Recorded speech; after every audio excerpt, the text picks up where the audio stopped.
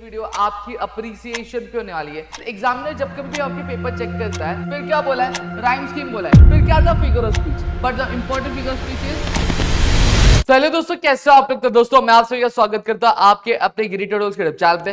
दोस्तों आज की जो मेरी वीडियो होने वाली, ये वीडियो आपकी अप्रिसिएशन पे होने वाली है, जहां पे हम बात करेंगे हमारे सबसे पहले पोएम के सबसे पहले अप्रिसिएशन, जिसका नाम है where the mind is without fear. अब where the mind is without fear में अगर मैं बात करूं, तो सबसे पहली चीज, एग्जामिनर जब कभी भी आपके पेपर चेक करता है, तो जो एग्जामिनर भी आपके पेपर में अप्रिसिएशन में क्या क्या पॉइंट्स एक्सपेक्ट करता है? एक title, poet, rhyme scheme, figure of speech, theme. ये जो पांच चीजें, ये पांच चीजें आपकी अप्रिसिएशन में होनी चाहिए। इसके अलावा और कुछ लिखना चाहते हो लिख सकते हो, बट आपकी अप्रिसिएशन में ये पांच चीजें तो होनी चाहिए। अब दूसरी चीज, अब बहुत सारे लोगों के मन में ये सवाल होता है कि सर अप्रिसिएशन में हमें कितने पॉइंट्स लिखने हैं या फिर कितना बड़ा लिखना है? क्या 2 पेज का लिखना है, 3 पेज का लिखना है? नहीं, 2 पेज 3 पेज की नहीं, 10 से 15 लाइन का लिखना रहता है मैक्सिमम, बता रहा हूं। यानी 8 to 10 लाइन्स मिनिमम आपका रहना ही चाहिए। समझ में आ गया? और वो भी 8 to 10 लाइन कैसे कवर करना है, ये चीज मैं आपको बताऊंगा। दूसरी चीज होती है कि क्या हमें जब अप्रिसिएशन हम लिख रहे हैं, तो क्या अप्रिसिएशन हमें पॉइंट वाइज लिखना है या फिर पैराग्राफ वाइज लिखना है? अब ये भी चीज मैं क्लियर कर देना चाहता हूं। अगर आप एक ऐसे स्टूडेंट हो जो सेमी इंग्लिश मीडियम में है या फिर हिंदी मीडियम है या फिर मराठी मीडियम, जिनकी इंग्लिश सेकेंड या थर्ड लैंग्वेज है, उनके लिए जो अप्रिसिएशन वो पॉइंट वाइज लिखेंगे। लेकिन वही अगर आप एक ऐसे स्टूडेंट हो जो जिनका इंग्लिश जो है वो फर्स्ट लैंग्वेज है और साथ ही साथ आप इंग्लिश मीडियम में हो, तो आपको जो अप्रिसिएशन कुछ इस तरीके से क्या लिखनी होती है। ठीक है, अभी कैसे लिखना है, क्या लिखना है, ये सारी चीजों के बारे में मैं अभी वीडियो में बताने वाला हूं। तो चलिए शुरुआत करते हैं, समझने की कोशिश करते हैं। साथ ही साथ मैं आपको बता दूं कि नीचे टेलीग्राम चैनल के लिंक दिया, फटाफट जाके ज्वाइन कर लेना, ताकि आपको आने वाले दिनों में कई सारी चीजें हम और लेके आ सकते हैं। सबसे पहली चीज, easy trick to learn title where the mind is without fear. अब पोएम का टाइटल क्या? Where the mind is without fear. और पोएट कौन है? रविंद्रनाथ टैगोर। अब मैं आपको एक चीज यहाँ पे कह देना चाहता हूँ कि जो टाइटल और जो पोएट है, ये आपको एग्जाम में ऑलरेडी दिया रहेगा। आपको जब एग्जाम में क्वेश्चन आएगा, वहां पे पोएम का नाम दिया रहेगा, पोएम दिया रहेगा। अब पोएम के नाम के साथ साथ आपको टाइटल और जो पोएट का नाम मेंशन रहेगा। तो अगर आप ये लर्न भी नहीं करके जाते हो, तो भी आप आराम से लिख सकते हो। कैसे लिखोगे? The poem titled as where the mind is without fear is written by the famous poet Rabindranath Tagore. समझ में आ गया? फिर क्या बोला है? राइम स्कीम बोला है। अब पोएम में देखो राइम स्कीम है। अब राइम स्कीम कब होगा? जब पोएम में राइमिंग वर्ड बनेगा, तभी राइम स्कीम बनेगा। अगर राइमिंग वर्ड नहीं है तो राइम स्कीम बनने वाला नहीं है। तो अगर फॉर एग्जांपल पोएम में राइमिंग वर्ड है, तो आप कैसे लिखोगे? The poem contains the rhyming word, so the rhyming scheme in the poem is so and so. जो भी राइमिंग स्कीम होगी वो लिख दोगे। लेकिन अगर पोएम में राइमिंग स्कीम है ही नहीं, तो आप क्या लिखोगे कि poem is written in the free verse style.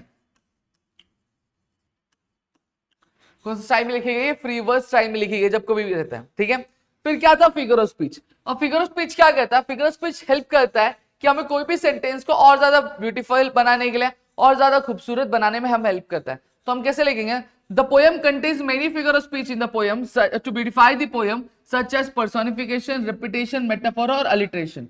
ठीक है, अब खुदा ना खास्ता आपको एक चीज ये पता है कि अब इसमें से आपको किसी भी फिगर ऑफ स्पीच का एक एग्जांपल आपको पोएम में जो दिया हुआ उसका मालूम है, तो आप कैसे लिखोगे? The poem contains many figure of speech in the poem to beautify the poem such as repetition, metaphor, alliteration, but the main figure of speech in the poem which stands out is personification। फिर उसका जो example रहेगा वो example लिखोगे और उसको क्या कर दोगे? आप एक्सप्लेन कर दोगे। समझ में आ गया? इतनी चीजें क्लियर। फिर क्या बोला? थीम बोला है।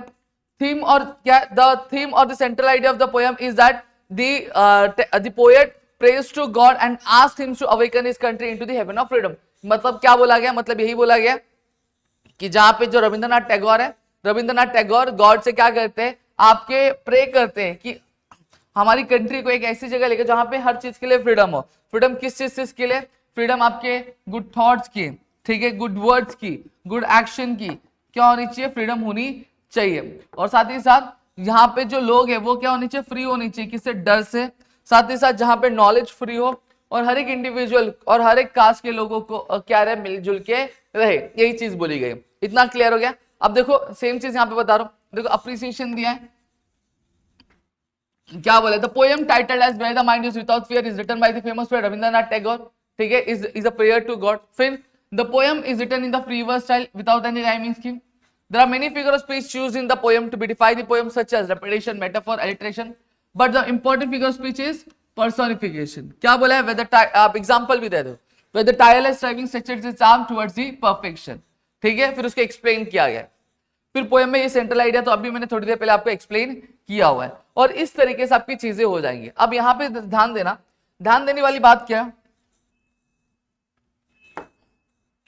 ध्यान देने वाली बात क्या है, ये जो पहला, ये आपका फर्स्ट पैराग्राफ होगा। ठीक है, जो राइम स्कीम और जो फिगर ऑफ स्पीच होगा ये सेकंड पैराग्राफ होगा,